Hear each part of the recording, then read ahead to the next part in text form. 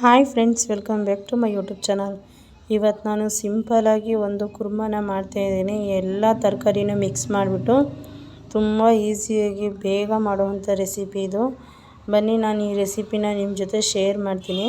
ಮೊದಲಿಗೆ ನಾನಿಲ್ಲಿ carrot, beans, ಬಟಾಣಿ, ಆಲೂಗೆಡ್ಡೆ ಮತ್ತು ಹೂಕೋಸನ್ನು ತಗೊಂಡಿದ್ದೀನಿ. ಮತ್ತು ಇನ್ನೊಂದು ಸೈಡಲ್ಲಿ ಮಸಾಲೆ ರೆಡಿ ಮಾಡ್ತಾಯಿದ್ದೀನಿ. ಕೊತ್ತಂಬರಿ ಸೊಪ್ಪು, ಈರುಳ್ಳಿ, ಇದಕ್ಕೆ ಸ್ವಲ್ಪ ಕಾಯಿ, ಲೈಟಾಗಿ ಸ್ವಲ್ಪ ಕಾಯಿ ಹಾಕಬೇಕು. ಸ್ವಲ್ಪ ಕಾಯಿ ಹಾಕ್ಬಿಟ್ಟು ಟೊಮೊಟೊ ಹಾಕಿಬಿಟ್ಟು ಇದನ್ನು ರುಬ್ಕೋಬೇಕಾಗುತ್ತೆ. ಮತ್ತು ಒಂದು ಸೈಡು ಮತ್ತು ಕುಕ್ಕರನ್ನು ಬಿಸಿ ಇಡಿ. ಕುಕ್ಕರ್ ಬಿಸಿ ಆದ ನಂತರ ಇದಕ್ಕೆ 2 ಟೇಬಲ್ ಸ್ಪೂನಷ್ಟು ನಾನಿಲ್ಲಿ ಎಣ್ಣೆ ಹಾಕ್ತಾಯಿದ್ದೀನಿ. ಎಣ್ಣೆ ಜಾಸ್ತಿ ಬೇಕಾದ ಜಾಸ್ತಿ ಹಾಕ್ಕೊಳ್ಳಿ, ನಮ್ಗೆ ಎಷ್ಟು ಬೇಕು ಅಷ್ಟು. ಒಟ್ಟಿನಲ್ಲಿ ಎರಡು ಅಂದರೆ ಅರ್ಧ ಅಂದರೆ 1 ಟೇಬಲ್ ಸ್ಪೂನೇ ಆಗೋದು.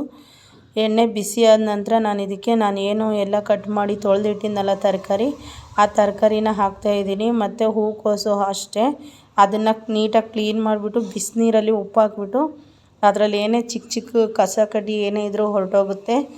ಅದನ್ನು ಸಹ ರೆಡಿ ಮಾಡಿ ಇವಾಗ ಹಾಕ್ತಾಯಿದ್ದೀನಿ. ಮತ್ತು ಸ್ವಲ್ಪ ಮಸಾಲೆ, ಗರಂ ಮಸಾಲ, ಧನಿಯಾ ಪೌಡ್ರು, ಖಾರದ ಪುಡಿ, ಅರಿಶಿನ ಪುಡಿ ಅಷ್ಟನ್ನು ಹಾಕಿ ಇದಕ್ಕೆ ಶುಂಠಿ, ಬೆಳ್ಳುಳ್ಳಿ, ಚಕ್ಕೆ, ಲವಂಗ ಪೇಸ್ಟ್ ರೆಡಿ ಇತ್ತು ಮೊದಲೇ.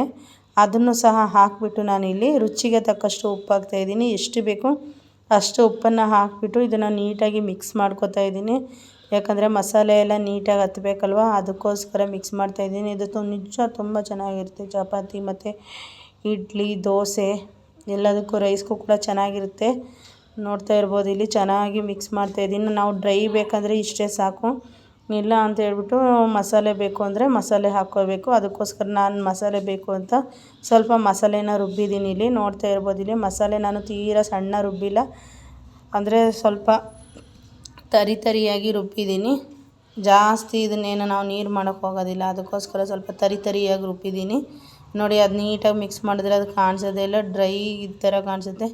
ಇಷ್ಟೇ, ಇವಾಗೆಲ್ಲ ನೀಟಾಗಿ ಮಿಕ್ಸ್ ಆಗಿದೆ. ತುಂಬ ಚೆನ್ನಾಗಿರುತ್ತೆ. ಹೇಳಬೇಕಂದ್ರೆ ಇದನ್ನು ನೀಟಾಗಿ ಮಿಕ್ಸ್ ಮಾಡ್ಕೋಬೇಕು, ಮಸಾಲೆ ಎಲ್ಲ ಇದಾಗೋ ಥರ. ಇದ್ರ ಜೊತೆ ನೀವು ಬೇಕಾದರೆ 1-2 ಇದನ್ನು ಹಾಕ್ಕೋಬೋದು, ಏನದು ಕಾಜು ಅಂತೀವಲ್ಲ ಅದನ್ನು ಹಾಕ್ಕೋಬೋದು, ಅಂದರೆ ಗೋಡಂಬಿನೂ ಸಹ ಹಾಕ್ಕೋಬೋದು ನೀವು. ಇವಾಗ ನಾನಿಲ್ಲಿ ಕುಕ್ಕರ್ ಮುಚ್ಚಳ ಹಾಕ್ತಾಯಿದ್ದೀನಿ. ಮುಚ್ಚಳ ಹಾಕಿದ ನಂತರ ಇದಕ್ಕೆ ವಿಸಲ್ ಕೂಡ ಹಾಕ್ತಾಯಿದ್ದೀನಿ. ಇವಾಗ ನೋಡಿ, 1-2 ವಿಸಲ್ ಬಂದಿದೆ. ಇವಾಗ ಓಪನ್ ಮಾಡಿ ನೋಡ್ತಾಯಿದ್ದೀನಿ. ನೋಡ್ತಾ ಇರ್ಬೋದು ಇಲ್ಲಿ ಎಷ್ಟು ಚೆನ್ನಾಗಾಗಿದೆ ಅಂತ ಹೇಳ್ಬಿಟ್ಟು. ಇಷ್ಟೇ, ಅದೇನು ಗೊತ್ತಾ, ತರಕಾರಿ ಎಲ್ಲ ಹಾಕಿದಾಗ ಸ್ವಲ್ಪ ನೀರು ಬಿಟ್ಕೊಳ್ಳುತ್ತೆ ಅಷ್ಟೇ, ಅಂದರೆ ಸರಿ ಹೋಗುತ್ತೆ. ನೋಡಿ, ಎಲ್ಲ ಮಿಕ್ಸ್ ಮಾಡಿದ್ರೆ ನೀಟಾಗಿ ಸರಿ ಹೋಗುತ್ತೆ, ತುಂಬ ಚೆನ್ನಾಗಿರುತ್ತೆ. ಇದಕ್ಕೆ ನಾನು ಕಾಂಬಿನೇಷನಾಗಿ ಚಪಾತಿನ ಮಾಡಿದ್ದೆ. ನೋಡ್ತಾ ಇರ್ಬೋದು ಇಲ್ಲಿ ಯಾವ ಥರ ಆಗಿದೆ ಅಂತ ಹೇಳ್ಬಿಟ್ಟು. ತುಂಬ ಚೆನ್ನಾಗಿರುತ್ತೆ. ಈ ಮಕ್ಳುಗಳೆಲ್ಲ ತರಕಾರಿ ತಿನ್ನಲ್ಲ, ಈ ಥರ ಬೇಯಿಸಿದಾಗ ನೋಡಿ ತರಕಾರಿ ಎಲ್ಲ ಯಾವ ಥರ ಆಗಿದೆ ಅಂತ ಹೇಳ್ಬಿಟ್ಟು ಅಷ್ಟೊಂದು ಇದಾಗೋದಿಲ್ಲ ಅವ್ರಿಗೆ. ಈ ಥರ ಎಲ್ಲ ಮಾಡಿಕೊಟ್ರೆ ತಿಂತಾರೆ. ನೋಡ್ತಾ ಇರ್ಬೋದು, ನಮ್ಮ ಮನೇಲಿ ನಾವು ಡ್ರೈ ಚಪಾತಿನೇ ಜಾಸ್ತಿ ತಿನ್ನೋದು, ಅದಕ್ಕೋಸ್ಕರ ಇದಕ್ಕೆ ನಾನು ಡ್ರೈ ಚಪಾತಿ ಮಾಡಿದ್ದೆ. ಆಯಿಲ್ ಹಾಕಿದ್ರೆ ಯಾರು ನಮ್ಮ ಮನೇಲಿ ನಿಜವಾಗ್ಲೂ ಚಪಾತಿ ತಿನ್ನಲ್ಲ, ಅದಕ್ಕೋಸ್ಕರ ಜಾಸ್ತಿ ಡ್ರೈ ಚಪಾತಿ ಮಾಡೋದು.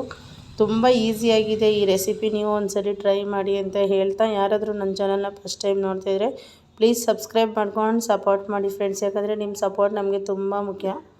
Thank you. ಇಷ್ಟೊತ್ತವರೆಗೂ ವಿಡಿಯೋ ನೋಡಿದ್ದಕ್ಕೆ ಧನ್ಯವಾದಗಳು.